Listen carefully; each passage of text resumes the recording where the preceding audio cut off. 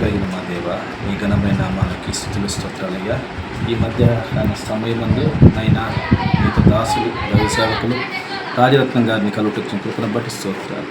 నైనా నీ బిడ్డను కలిసి నైనా యోగక్షేమాలు విచారించి నైనా తండ్రి నీ ప్రేమలో మేము ప్రభావ ఒకరికొకరు సహాయం చేసుకోవాలి. కూర్చున్న కృపను బట్టి మాట్లాడు.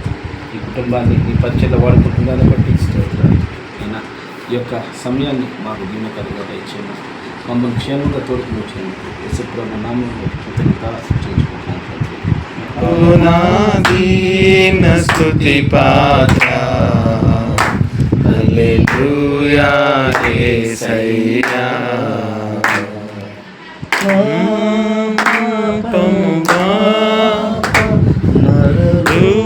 రూపివైనావు నా శాపము బాప నలిగి వేలాడితివి. నేను మొదటగా విగ్రహారాధికుడిని, తదుపరి పురాతన కాలంలో యేసుక్రీస్తు ప్రభువుని దూషిస్తూ నిందిస్తూ సేవకులను కూడా చాలా అపనిందలుగా మాట్లాడేవాడిని. త్రాగుబోతుగా ఉన్నటువంటి నా జీవితంలోకి యేసుక్రీస్తు ప్రభు రావడం జరిగింది. ఆ తర్వాత నా జీవితం అంతా దేవుడికే సమర్పించడం జరిగింది. అప్పటి నుండి ఇప్పటి వరకు నేను దేవుడిపైనే ఆధారపడుతూ దేవుడి సేవలో కొనసాగుతూ ఇప్పటి వరకు దేవుడిపైన ఆధారపడుతున్నాను. నీ పూర్ణ హృదయంతోనూ, నీ పూర్ణ ఆత్మతోనూ, నీ పూర్ణ మనసుతోనూ నీ దేవుడైన ప్రభువును ప్రేమింపవలనది ఇది ముఖ్యమైన దేవుడు. మొదటినైనా ఆజ్ఞ, నిన్ను వల్ల నీ పొరుగు వారిని ప్రేమింపవలను. రెండో ఆజ్ఞయు దాని వంటిది.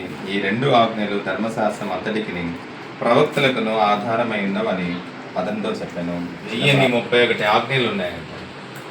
వాళ్ళందరూ 1031 ఎవరూ పాటించలేరు. అది కొత్త నిబంధనకు వచ్చే దేవుడు ఏం చెప్పాడంటే, అందుకే వాళ్ళకి పదాజ్ఞలు ఇచ్చాడు. తర్వాత ధర్మశాస్త్ర పదాజ్ఞలు ఇచ్చాడు. కొత్త నిబంధనకు వచ్చే లోపల ఆ రెండు కాస్త ఒకటైంది. రెండు ఏంటంటే ఆయన పూర్ణ మనసుతో ప్రభుని ఆరాధించమని, రెండోది వచ్చి నిన్ను వల్ల నీ పొరుగు అని ప్రేమించు. ఇప్పుడు దేవుడు ఏమన్నా అంటే కొత్త నిబంధనలో నిన్ను వల్ల నీ పొరుగు అని ప్రేమించడంలోనే అన్ని ఆజ్ఞలు ఏమైపోయాయంట, ఇవిడిపోయాయని చెప్పాడు. ఇక్కడ దేవుని నామానికి స్తోత్రం. ప్రభు ఎప్పుడు కూడా ఇవ్వడం నేర్పించాడు. క్రైస్తవులు ఎప్పుడు కూడా ఇవ్వడం. మనం ఎక్కడైనా చూస్తా యేసు ప్రభు 5 రొట్టెలు 2 చేపలు 5,000 మంది పురుషులు అంటే ఇంకా స్త్రీలు ఎంతమంది తిన్నారో పిల్లలు ఎంతమంది అని మాకు తెలియదు. యేసు ప్రభు తిన్నాడు అని రాసింది అక్కడ, ఏం రాయలేదు. ఇంకా 12 గంపలు ఎత్తారు. నాకు తెలిసి ఒక్కొక్క శిష్యుకు ఒక గంప తీసుకోండి. యేసు ప్రభు ఎక్కడ అంటే ఆయన పెట్టాడు, ఆయన తిన్నట్టు ఆయన తినుంటాడు, అక్కడ తినకపోవచ్చు, కానీ యేసు ప్రభు పెట్టడం నేర్పించాడు. అది ఇంకొక దగ్గర 7 రొట్టెలు 2 చేపలు 4,000 మంది తిన్నారంట. అప్పుడు కూడా ఎన్ని గంపలు తీశారు? అప్పుడు కూడా 7 గంపలు. అవన్నీ ఆ దేవుడు ఇస్తున్నాడు కాబట్టి ప్రభు ఏమన్నాడు, ఇవ్వడం నేర్పించాడు అందరికి. ఆయన ఇస్తున్నాడు. అట్లా యూదా ఇస్కరియోతు ఆ యొక్క స్త్రీ వచ్చి అత్తరపుడి తీసుకొని ఆయన తల మీద ఆయన పాదాల మీద పోసి శరీరం అంతా కూడా ఆ యొక్క రూమ్ అంతా కూడా సువాసన వచ్చింది. ఆయన పాదాల మీదే కాదు ఆయన మీద పోసింది ఆ యొక్క అత్తరంతా తీసుకొని వచ్చి. వెంటనే యూదా అన్నాడు, ఎందుకు ఇంత నష్టపరిచావు, ఇదేదో బీదలకి ఇవ్వకూడదా అన్నాడు. అప్పుడు యేసు ప్రభు అన్నాడు, బీదలు ఎల్లప్పుడు మీతోనే ఉంటాడు. ఇంతకీ యూదాకి ఇవ్వడం తెలుసా, తీసుకోవడం తెలుసా? 50 మంది ఉన్నాం, మీకు తెలుసు, మీరు చూసారు కాబట్టి నేను కొన్ని విషయాలు పంచుకొని తర్వాత నేను చేస్తాను. జ్వరం వస్తే మీరు ఏ టాబ్లెట్ వేసుకుంటారు? మామూలుగా ఎంబీబీఎస్ క్వశ్చన్ అది. జ్వరం వస్తే ఏ టాబ్లెట్ వేసుకుంటారు? డోలో వేసుకుంటారు. తరచుగా వస్తే ఏం చేస్తారు? అంటే మామూలుగా వచ్చినప్పుడు టాబ్లెట్ వేసుకున్నారు, తరచుగా అది వస్తూ ఉంది మనకు జ్వరము, అప్పుడు ఏం చేస్తారు? డాక్టర్ దగ్గరికి వెళ్తారు, హాస్పిటల్కి వెళ్తారు. డాక్టర్ ఏం చేస్తాడు? రాగానే ఇన్వెస్టిగేషన్ చేస్తాడు. అంటే బ్లడ్ టెస్టులు, స్కానింగ్లు, ఎక్స్రేలు, వాటి ద్వారా వ్యాధిని నిర్ధారిస్తాడు. నేను ఎందుకు ఈ మాటలు చెప్తున్నానంటే, ఒక సమస్య ఏర్పడినప్పుడు ఆ సమస్య మాత్రమే పరిష్కరిస్తే ఆ సమస్యకి అది నిజమైన పరిష్కారం కాదు. ఒక సమస్య వచ్చింది, ఇప్పుడు జ్వరం వచ్చింది, వేసుకుని తగ్గింది, మళ్ళీ వస్తూ ఉంటే ఏం చేస్తాం? ఇన్వెస్టిగేషన్ చేసి, అంటే ఆ సమస్య యొక్క మూలాన్ని గుర్తించి ఎందుకు ఇలా ఉంది, ఎందుకు ఇలా జరుగుతుంది, అని మూలాన్ని గుర్తించి దాన్ని పరిష్కరించడమే ఆ సమస్యకు నిజమైన పరిష్కారం. ఈరోజు మనం చూస్తుంటే నేను పాస్టర్ గారు చెప్పినట్టు డబ్బు దగ్గర ఎవరు తేడా లేదు, భార్య లేదు, భర్త లేదు, తల్లిదండ్రులు లేదు, పిల్లలు లేదు. ఏంటంటే డబ్బు కోసం ఏమైనా చేస్తున్నారు, చంపేస్తున్నారు.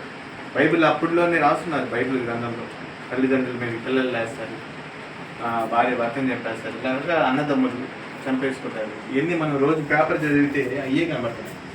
అంటే అలాంటి పరిస్థితుల్లో డబ్బు అనేది అంత డేంజర్గా ఉంది. డబ్బుని బట్టే గౌరవిస్తున్నారు, డబ్బుని బట్టే చూస్తున్నారు. అలాంటి లోకంలో దేవుడు ఎందుకు డబ్బుని తీసుకుని రమ్మన్నాడు ఆలయానికి? ఆయనకు అవసరం లేదు. మీరు చూస్తే గమనిస్తే మొత్తం ఆయనదే, ఆయనకు అవసరం లేదు. కానీ తీసుకురమ్మన్న దానికి ఒక ఉద్దేశం ఉంది. ఆ డబ్బు దగ్గర ఈరోజు రకరకాల వ్యాపారం ఎవరికి ఇష్టం వచ్చినట్టు వాళ్ళు ఖర్చు పెట్టుకుంటున్నారు, వాళ్ళ ఇష్ట ప్రకారంగా ఉన్నారు. దానివల్ల వచ్చిన సమస్య ఎలా ఉందంటే కొంతమంది పేదరికంలో మిగిలిపోతున్నారు, కొంతమంది దైవజనులు దీని స్థితిలో ఉంటున్నారు, కొంతమంది దైవజనులు ₹1,00,00,000 కార్లు తిరుగుతున్నారు, విలాసవంతమైన జీవితాల్లో ఉన్నారు. ఏం జరుగుతుంది? ఎక్కడ తప్పు జరుగుతుంది? దేవుడు తమ్మన్నాడే అంటే అందుకనే మేము ఒక టైటిల్ పెట్టాము, దేవుని డబ్బులు విలువైనవే. మన డబ్బుల కన్నా దేవుని డబ్బులు చాలా విలువైనవే. కానీ అంతకంటే విలువైనది ఏంటి? దేవుని డబ్బులు విలువైనవే, దాన్ని అంతకంటే విలువైంది ఆయన ఉద్దేశం. ఏ ఉద్దేశంతో డబ్బులు తెమ్మన్నాడో ఆ ఉద్దేశం నెరవేరకపోతే నేలపాలు తీసుకున్న తర్వాత రిచే అక్క ఇక్కడ చూడు, అక్కడ అంత చదువు